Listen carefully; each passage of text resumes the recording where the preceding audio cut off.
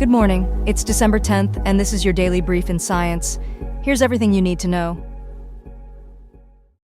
A new United Nations Environment Program assessment calls for a single, integrated policy shift to tackle climate change, biodiversity loss, land degradation, and pollution together, stressing their interconnections and the need for higher spending and financial incentives to move away from fossil fuels toward sustainable practices.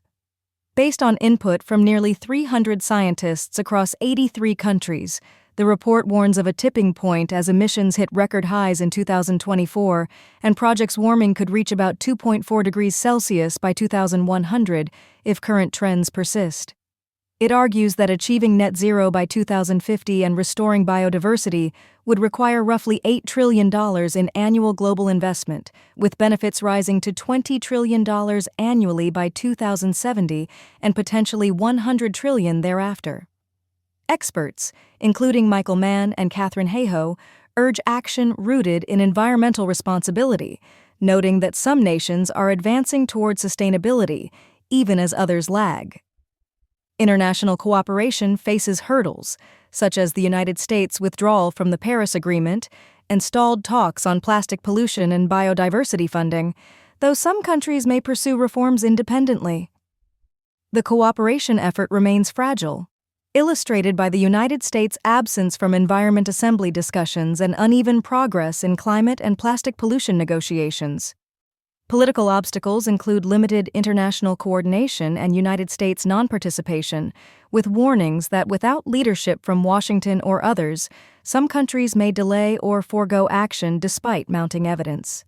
While some nations are poised to move forward, others may lag, potentially widening action gaps, though researchers remain hopeful that high-stakes urgency will spur decisive changes. Despite setbacks, several countries are expected to advance measures as researchers stress the urgency of cross-border action to safeguard human society on a thriving planet. Scientists emphasize urgent, cross-governmental and societal action, warning that delay endangers the viability of a healthy civilization, with voices like Bob Watson stressing the need for integrated solutions that protect ecosystems and economies.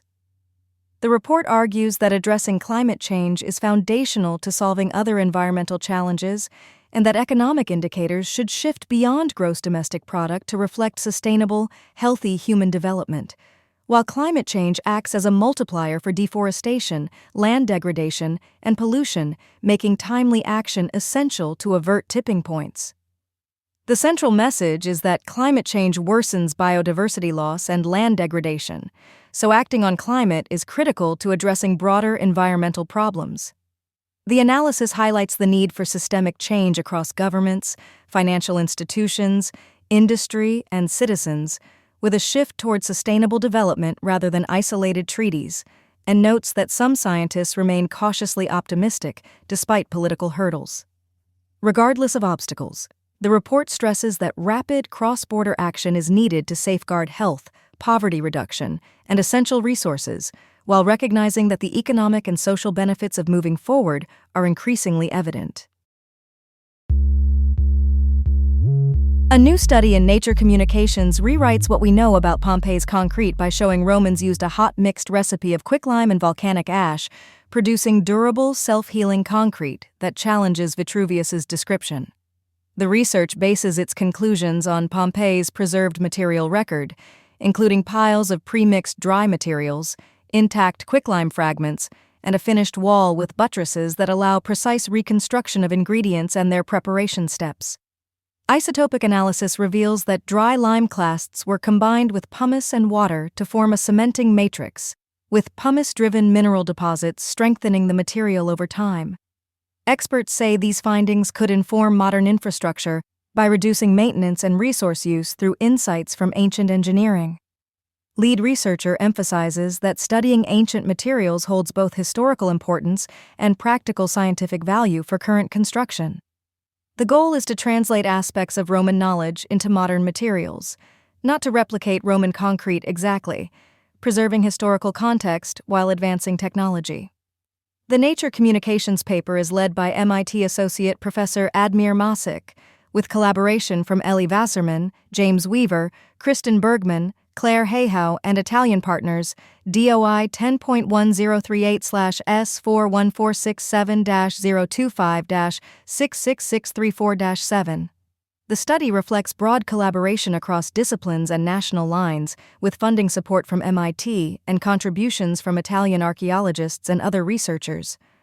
Unaffiliated experts call it a significant and elegant contribution to Roman archaeology and materials science, deepening understanding of ancient engineering and restoration practices. Researchers envision translating Roman concrete science into modern, long-lasting, regenerating concretes, while noting Vitruvius's treatise may require reinterpretation for current use.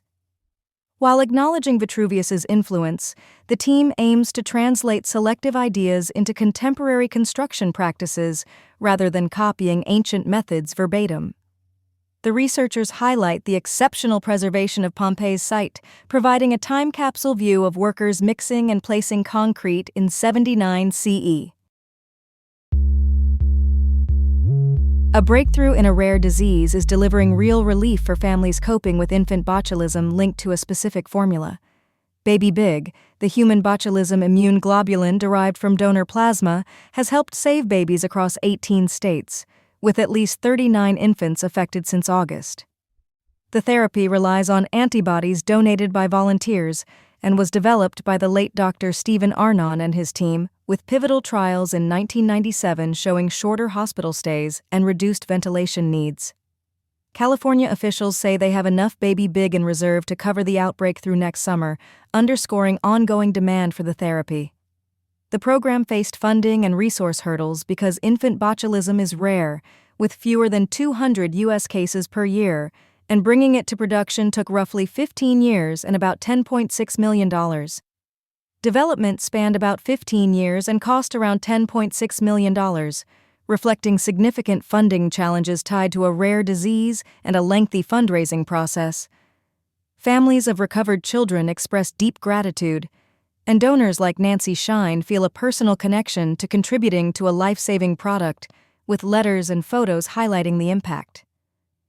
Donors describe a strong sense of purpose, sharing testimonials about helping save lives and maintaining updates with families over time. Each BabyBIG batch costs nearly $70,000 and is produced by Takeda on a not-for-profit basis, with proceeds funding the botulism program. Batch 8 is currently in development near Los Angeles. The program depends on about 30 donors per batch, with development and recruitment spanning nearly 15 years and $10.6 million, reflecting rarity and funding hurdles. California funds and contracts Takeda to produce BabyBIG on a not-for-profit basis, while the supply remains limited due to the rarity of infant botulism and fewer than 200 U.S. cases annually. Donors like Nancy Shine contributed plasma after vaccination against botulism, providing antibodies that form BabyBIG's core, with donors undergoing plasma harvesting procedures and ongoing studies. Approximately 30 donors contribute plasma per batch, and new donors must join a clinical study and receive booster doses of an investigational botulism vaccine. Older donors have aged out, necessitating ongoing recruitment of new donors who participate in studies and receive boosters for the investigational vaccine. Infant botulism affects babies under 1 year old when they ingest spores. The resulting toxin targets the nervous system and can require extended hospital care. A bright X-ray flare from the supermassive black hole in NGC 3783 was captured by ESA's X-ray telescopes XMMI Newton and XRISM, followed within hours by ultra-fast winds racing at about 60,000 kilometers per second. This observation shows AGNS can exhibit wind phenomena more sun-like than previously thought, highlighting magnetism's role in shaping galaxy evolution and star formation over cosmic timescales. The black hole in NGC 3783's active nucleus is about 30 million solar masses, where intense radiation drives winds and jets that influence the host galaxy's evolution. The finding results from a collaboration among ESA, JAXA, and NASA, with the study published in Astronomy and Astrophysics, continuing a long-standing partnership in extreme cosmic phenomena. The study emphasizes coordinated X-ray observations and suggests similar wind processes could illuminate broader questions about galactic history and supermassive black hole behavior. Such winds inform feedback mechanisms in galaxies, as outflows can quench star formation by removing gas or trigger it via shock-induced compression. One measured wind reached 60,000 kilometers per second, illustrating the extreme speeds involved. Experts stress the importance of this observation for understanding how solar and high-energy physics concepts may operate similarly across the universe. The context notes ongoing scientific journalism and invites readership support for continued science coverage. This discovery adds to our view of how magnetism interacts with accretion processes to influence a galaxy's past, present, and future. A gamma-ray burst tied to the death of a massive star marks the oldest recorded supernova, exploding roughly 13 billion years ago when the universe was about 730 million years old. The initial detection came from the Mid-Am-Arch SVM mission, with rapid follow-up from NASA's Swift Observatory and ground-based facilities, including the Nordic Optical Telescope and ESO's Very Large Telescope. This event, linked to GRB 250314a, signals a supernova that expands our view of the early cosmos and shows JWST can study individual stars from the era of reionization. The finding is published in Astronomy and Astrophysics, with lead authors Émeric Lefloc and journalist Keith Cooper, and Andrew Levan as the lead author, coordinating observations across SVM, Swift, and ESO. Researchers note surprising similarities between this ancient supernova and modern ones, informing understanding of early star formation and galactic environments. JWST detected the supernova's host galaxy as a smeared faint image, suggesting a galactic environment similar to other early universe galaxies. In July, JWST confirmed the flash was a supernova and identified the host galaxy as a small red smudge, marking a direct view into the era. Compared with modern stars, the earliest supernovae are expected to be more massive and formed from lighter elements in a denser, smaller early universe.